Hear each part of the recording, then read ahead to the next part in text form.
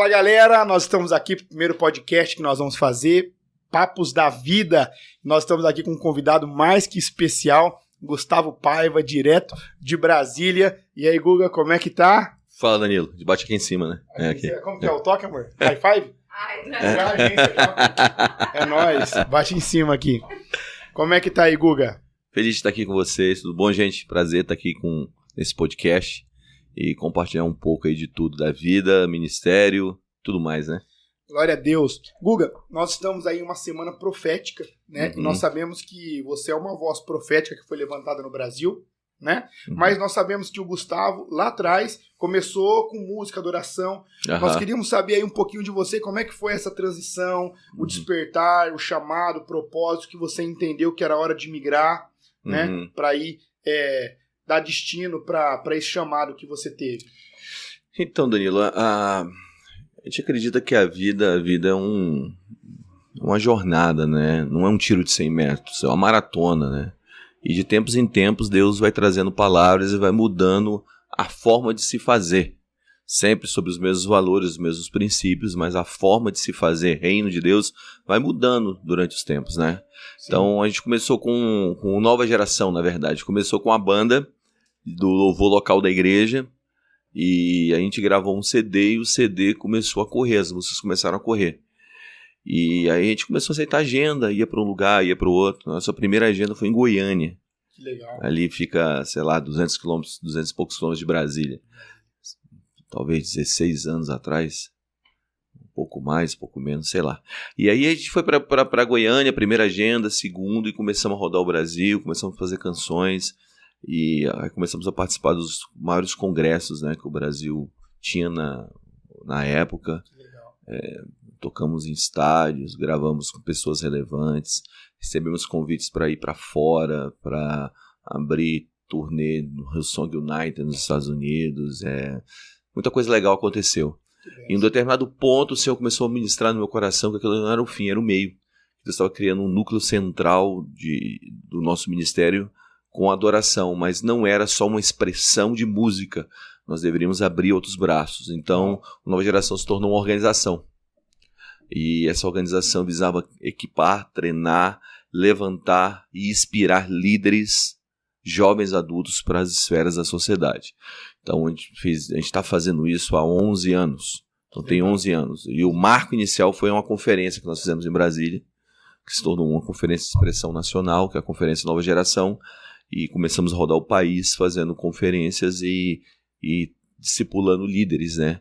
A partir daí abrimos um novo braço, que foi um braço de discipulado e mentoria para pastores, líderes, líderes de negócios, líderes do mercado da arte, do entretenimento, e é o que a gente tem feito nos últimos anos, né?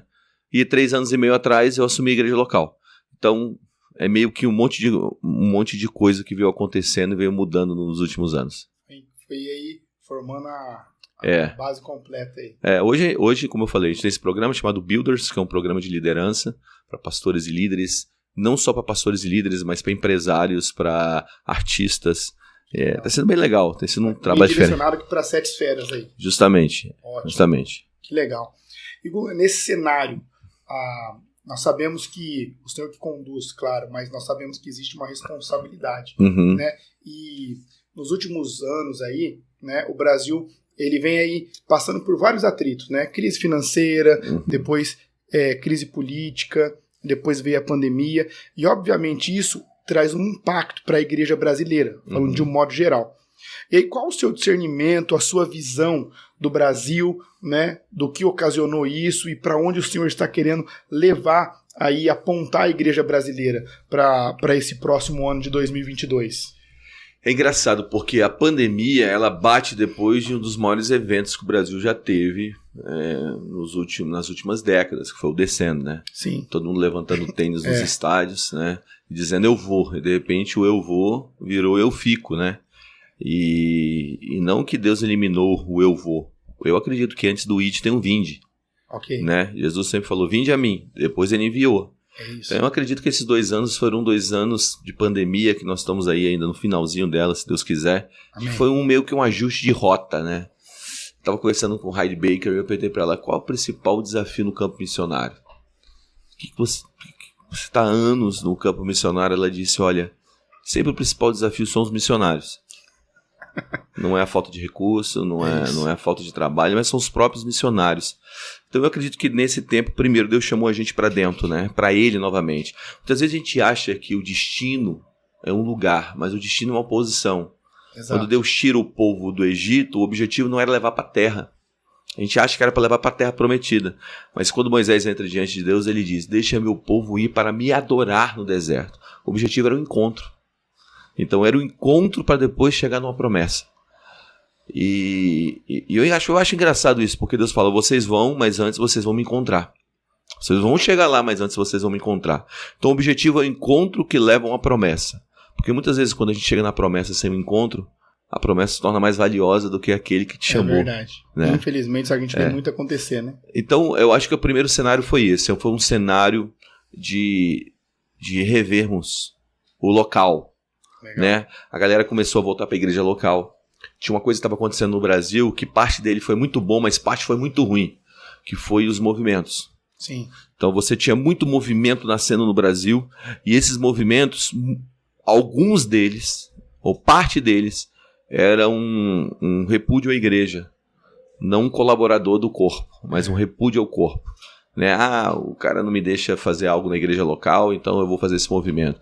E os meninos precisavam dar um processo. E quando tudo se fechou, o que se estabeleceu, o que apareceu foi a igreja local. Né? Então, eu acho que meio que houve um peneirar desses movimentos também hoje no Brasil.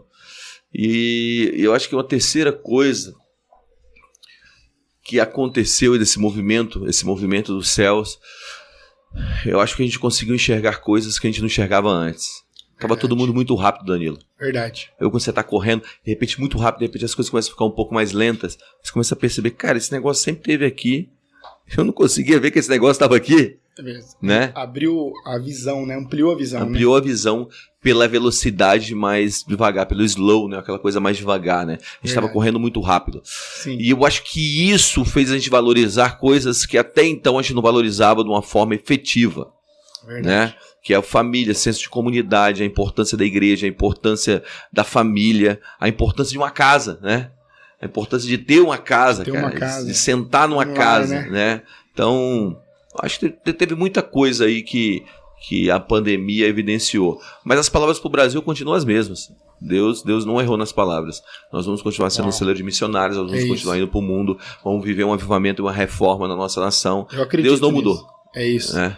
Uau, glória a Deus. E é bem aproveitando essa última parte da sua fala, a gente sabe que a internet ela dá voz para qualquer um, né? E obviamente ela potencializa a voz profética, mas também potencializa as profetadas que aparecem, não é verdade? E a gente sabe que a nossa galera já era uma galera online, digital, né, smartphone, e enfim. E agora, com a pandemia, isso aumentou ainda, né? Quem às vezes não dava tanta atenção, por às vezes não ter o que fazer, ficar ali, acabou potencializando. E aí, qual é uma dica que você dá? Porque a gente sabe que nós não vamos calar, mas nós temos que potencializar o que é correto, né? Mas qual é a sua dica para que as pessoas aprendam a discernir ali o que de fato está sendo uma direção profética ou o que de fato está sendo uma distorção profética? Eu acho que tem a ver com o processo, Danilo. Porque, cara, como você falou, a internet dá uma visibilidade muito acelerada, né? Então, muitas vezes um cara aparece muito rápido sem nenhum tipo de processo na vida dele. Então, aquela voz é uma voz de uma influência sem um processo. Eu não acredito em nada que não passou por um processo, cara. Tipo, o que é mais valioso, a uva ou o vinho? Lógico que é o vinho, porque o vinho é a uva processada. Exato. Então tem muita coisa que a gente está falando, cara, isso é valioso, mas tem processo aquilo? Então uma voz madura, uma voz profética madura é diferente de ter só uma voz. Então a evidência muito rápida, o crescimento muito rápido, essa possibilidade que você mesmo falou da internet de dar uma evidência muito rápida, uma influência muito rápida, isso causa talvez um valor menor à palavra. Então, quando você vive um processo, quando você anda um processo, a valorização ou o valor é adquirido naquele processo. Sim. Então, eu diria o seguinte, cara, eu diria que submeta processo, ande no processo. Eu lavei banheiro de igreja, eu botei as cadeiras, eu arrumei cadeira, eu fui sonoplasta de igreja, eu servi The Call, eu servi Randy Clark, eu servi ministérios antes de começar a fazer alguma coisa. Servi o ministério do meu pai por anos. Então, não é do dia para a noite. A gente usa uma expressão que o Bueiro usou no Brasil, que é demora muito tempo para Deus fazer as coisas de repente. É verdade. Você acha que, de repente aconteceu. Mas não foi de repente, cara. Foi anos sendo moído, tá entendendo? Anos sendo trabalhado. É verdade. Então, o meu conselho para essa geração, e para ter uma voz autêntica, profética, é você submeter um processo em cima da palavra que Deus te entregou. Uau. É você não querer chegar muito rápido lá. Eu tenho medo. Eu tenho medo de chegar muito rápido aonde Deus tem para mim. E a internet dá essa possibilidade. Dá. Mas se você não tem um processo no secreto, você vai ter um processo público. Você pega os primeiros 2 reis bíblicos, Saul e Davi. O primeiro foi ungido rei e começou sem nenhum tipo de processo. O segundo foi ungido e passou de 13 a 15 anos de processo. Quem foi o maior rei? Davi ou Saul? Davi, cara. Então a voz de Davi tinha uma relevância e um caráter de aprovação pelas provas da vida. Verdade. Né? Então, eu penso que a internet ela é extremamente necessária, mas ela precisa ser equilibrada com a maturidade de um processo. Legal. Né? Então, como é viver isso então? Tá? Como é o processo? Cara, o processo é você submeter a um lugar, você tá ligado a uma igreja, você tá ligado a alguém mais maduro na fé, que vai dizer, cara, por esse caminho não, mas vai por esse caminho. Né? Então, talvez isso a nossa geração precise abraçar. Legal. A capacidade de andar sem ter resultados imediatos até que chegue a hora de uma evidência. De uma evidência. Ótimo, porque as pessoas confundem muito, né? Às vezes a exposição com como que eu vou usar a palavra? Às vezes as pessoas dão mais evidência para a exposição do que para o fruto daquela pessoa, né? Uhum. E às vezes o fruto dela não vai ter a exposição que a figura pública acaba tendo, né? Uhum. Muito bacana isso, Guga, muito bacana. Guga, mas muito bom ter você aqui com a gente, né? E ainda dentro desse contexto agora que nós também acreditamos, nós estamos aí na parte final, né, da pandemia, mas nessa retomada, né, às vezes nós escutamos, né, e eu mesmo aprendi muito nessa pandemia, porque nós tínhamos um meio de trabalho, né, de executar ali a nossa visão, a nossa missão, os nossos valores, como igreja local, e a pandemia, ela reformulou, ou fez com que a gente reformulasse muitas coisas, certo? E às vezes nós escutamos, né, nossa, daqui a pouco vai estar tudo igual, não é verdade? Mas nós sabemos que nada acontece por um acaso, né? Então, nós aprendemos e existe algo que tem de especial nesse processo que nós passamos aí, como o mundo, né? O mundo inteiro passou por esse processo. Mas, olhando assim, a dinâmica da igreja local, qual você acha que... quais, né, você acha que serão as 3, eu sei que pode ter várias, mas as 3 principais marcas dessa igreja que nós estamos entrando agora pós-pandemia? As 3 principais que você enxerga como necessárias. Primeiro a gente tem que entender que tem 2 coisas que são inevitáveis na vida: mudança e tempo. As mudanças vão acontecer e o tempo não vai parar. E o que te ajuda a viver no meio de mudança e tempo é planejamento. Planejamento é uma forma de dar visão em cima do tempo e das mudanças. E o mundo mudou, cara, não volta mais atrás. Não tem nenhuma possibilidade de nós sermos o que éramos em 2019. Não tem. Como você falou, a pandemia acelerou o mundo online. Aquilo que talvez aconteceria 5 anos na frente aconteceu agora. Você tá aí, o próprio Facebook acabou de lançar ou mudar o nome da empresa para Meta, né, do metaverso. Você tem aí um crescimento de conhecimento de uma maneira louca. Não sei se você sabe, mas demorou 1.500 anos dos dias de Jesus até Leonardo da Vinci para o conhecimento humano dobrar. Depois o conhecimento humano começou a dobrar a cada 100 anos, depois 50 anos. Com o início do computador, quando fizeram o computador, quando os caras lá na garagem, lá na Califórnia, fizeram o computador, sim, o conhecimento humano começou a dobrar a cada 6 meses. Hoje dizem que a cada 2 meses e meio o conhecimento humano dobra. Se você pega o celular aqui, cara, você fala, quer ver? Siri, qual é o meu nome?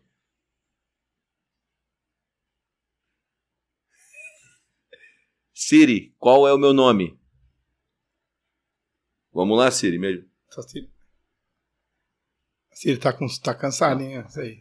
Tá desligado aqui, ó. Mas, ó, você fala com o celular, cara. O celular te responde. É verdade. Você tá entendendo? Então você conversa com o aparelho. É isso. Então o mundo mudou, cara. Mudou. O mundo mudou. Verdade. Né? Você começa a falar de tênis da Nike, daqui a pouco aparece um tênis aqui, né? Propaganda pra você. Então, o que acontece? Eu acho que 3 coisas seriam essenciais para a igreja. Número 1, acolhimento. A igreja vai ter que aprender a acolher pessoas. E que tipo de pessoas seriam? Pessoas extremamente soltas. Quando eu falo soltas, eu falo quebradas. Então, a igreja vai ter que aprender a ter um acolhimento de pessoas diferentes. Número 2, eu acredito que a igreja vai precisar de um ensino, um acolhimento com ensino. Quando eu falo de ensino, eu falo de uma contextualização sem mudar os princípios para esse tempo. E número 3, eu acho que a igreja vai precisar construir uma estética em cima dos seus valores. E quando eu falo construir uma estética em cima dos seus valores, eu acho que os valores eles são imutáveis, mas a maneira como a gente apresenta os valores, ela pode e deve ser diferente de tempos em tempos. Eu vejo hoje que a maneira como nós estamos falando dos nossos valores é um pouco, eu não vou dizer arcaica, mas com a estética errada. E a nossa geração ela é uma geração estético-sentimental. Então ela tem muita emoção e ela tem uma estética para poder ler, ela lê pela estética. Então acolhimento, ensino e estética. Eu digo que essas 3 coisas vão ajudar bastante a gente nesse mundo pós-pandemia. Ótimo, Guga, ótimo. Legal demais, né? Nós estamos aí também com muitas expectativas aqui como igreja, né? Nós estamos aí aprendendo, né, nesse processo e pensando nessa estética. E nós sabemos que não só a estética digital, né, mas presencial, a forma de você comunicar. E para a gente entrar também agora, nós sabemos que algumas coisas elas acabam sendo inevitáveis, né? E até alguns termos polêmicos na igreja, né? Como o movimento aí cores, né? O movimento LGBT, e isso acaba chegando muito, geração transgênera aí aumentando, né? E acabam chegando na igreja também. Né? Eu não sei qual, com certeza em Brasília, capital, né, vocês aí devem ter muito mais situações como essa. Nós sabemos que nós devemos amar, mas qual que aí é o seu ponto de vista como isso e como você acha que nós como igreja devemos entrar num respeito com amor, mas também preservando os nossos valores? Como que você enxerga isso, Hugo? Acho que a primeira coisa é não ser reativo. Uma reação ao erro cria outro erro. Acho que a gente aprendeu a combater e não a construir. Então, você já observou que a gente sempre está reagindo a alguma coisa? A igreja sempre está reagindo a alguma coisa. Se a gente constrói algo que realmente é do reino de Deus, as pessoas vão se atrair por aquilo. Sim. Porque existe um que Deus dentro do homem. O homem foi feito para Deus, o homem foi feito para a eternidade. A gente só precisa puxar esse fio eterno, esse fio da eternidade. Se você tirar um dia de 1000 anos, 1000 anos deixa de ser 1000 anos. Mas se você tirar 1000 anos da eternidade, a eternidade continua sendo a eternidade. Sim. Por quê? Porque isso é o que Deus. Está no campo Deus. Está na ciência de Deus. Quando a gente constrói um modelo que tem essa ciência de Deus, as pessoas começam a dizer, cara, esse negócio aqui é melhor. Sim. Elas caminham para aquilo. Exato. Então, eu acho que em relação à agenda, essa agenda, a gente tem que aprender a lidar com ela. Não apenas de uma maneira reativa, mas aprender a construir. Para que haja um modelo, para que as pessoas olhem e falem assim, cara, esse negócio aqui é verdadeiro. Essa talvez seria a primeira coisa. A segunda coisa, não tem como a gente ensinar o que é errado antes das pessoas saberem o que é errado. Então, muitas vezes a gente está querendo falar o que é errado antes das pessoas entenderem que aquilo ali é errado. Exato. E é o Espírito Santo que convence, cara. Exato. Então, eu não acho que a maneira reativa é a melhor maneira de se construir. Eu não acho de verdade. E a gente tem muitos desafios. Pensa comigo, Danilo. Você tem hoje a união estável no Brasil. Sim. Né? E a adoção está aí na porta. Está aí. Já existem nações que a adoção está liberada. Então, você tem um casal que tem um filho, ele se converte, e aí você vira para ele e fala assim, cara, isso é errado. Biblicamente, isso está errado. E aí o que acontece? Você dissolve a pseudo-família. Sim. E o filho? Como aquele filho, como aquela criança vai estar no meio daquilo? Então, os desafios da igreja são enormes para o futuro. Enormes. Então, não é um problema simples. Não é só falar o que é errado é certo, é construir um caminho. O que eu quero dizer é que a gente tá simplificando um problema que talvez seja muito maior do que nós pensamos.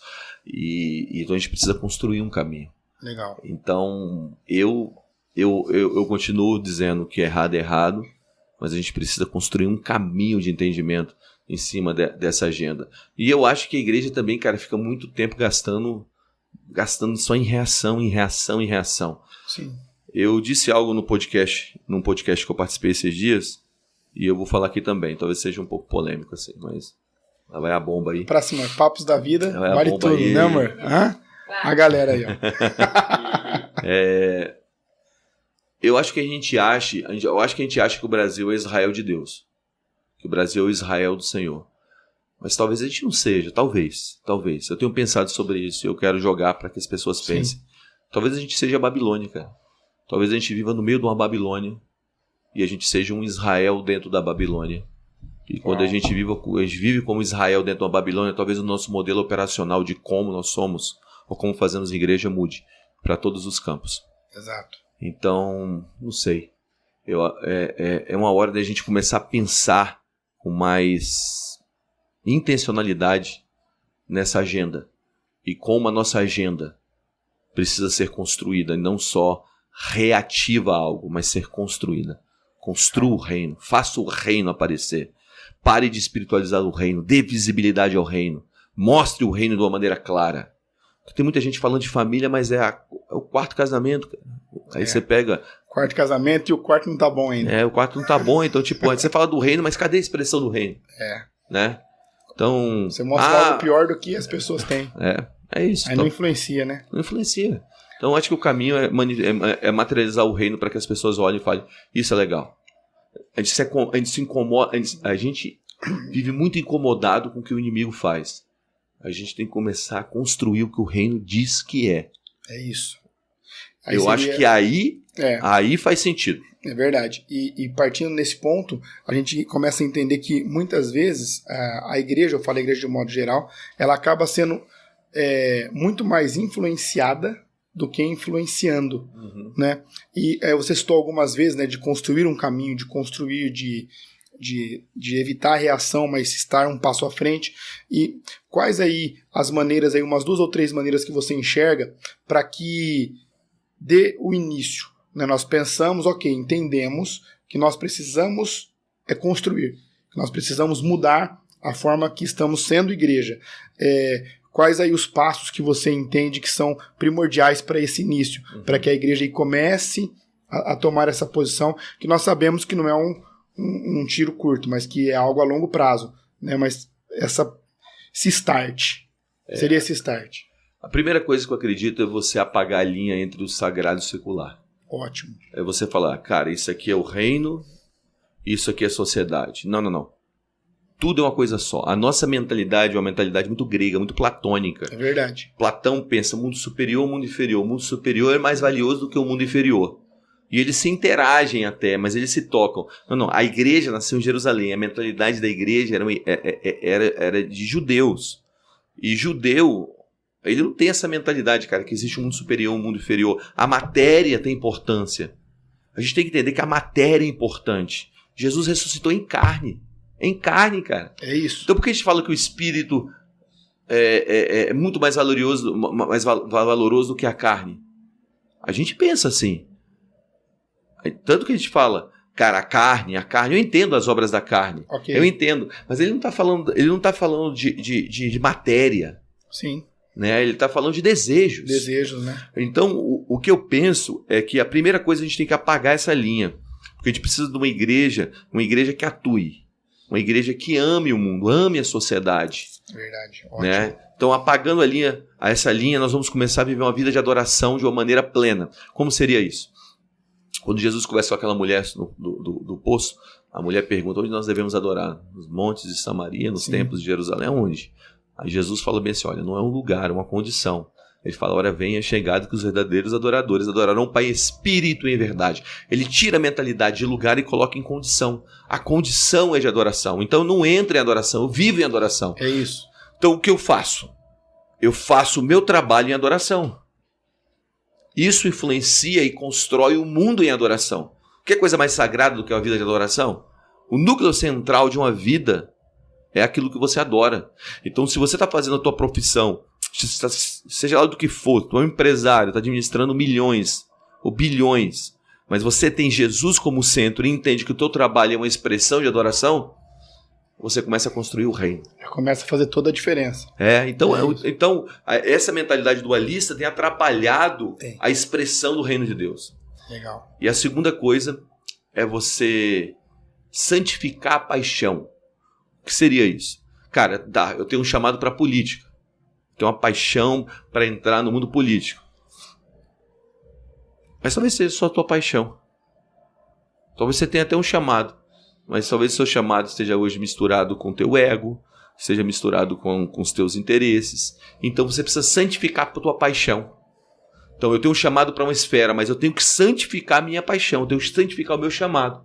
Porque senão ele vai alimentar o meu eu, vai alimentar o meu ego, vai alimentar a minha soberba, vai alimentar o meu interesse por poder. E como eu santifico a paixão? Eu santifico a paixão pelo serviço. Então, nós não fomos chamados como igreja.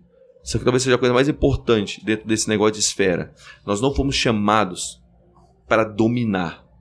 Nós fomos chamados para servir. É isso. Então, a mentalidade de domínio precisa acabar. A gente precisa sacar o negócio. Que Deus nos chamou como servos. Nós vamos servir a sociedade. E quando servimos a sociedade, o reino vai crescendo.